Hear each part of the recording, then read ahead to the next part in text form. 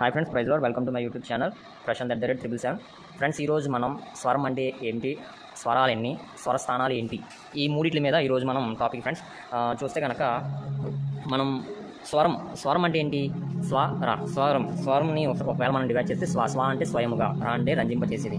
అంటే ఫ్రెండ్స్, ఇప్పుడు ఒక మనిషిని తీసుకోండి. మనిషి మాట్లాడుతున్నాడంటే తన నోటి నుంచి లేదా తన నాలుక సహాయంతో లేదా తన పళ్ళు కూడా సహాయం చేస్తూ ఒక స్వరాన్ని బయటికి పలకగలుగుతాడు.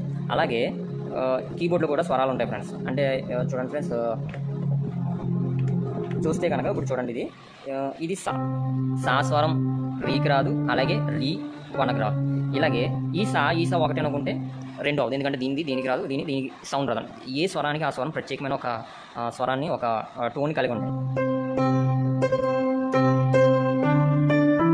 ఇలా డిఫరెంట్గా స్వరాలు అనేవి దాని స్వరాన్ని ప్రత్యేకంగా స్వయముగా వాటిని ఈ స్వరాలు వాయించుకుంటే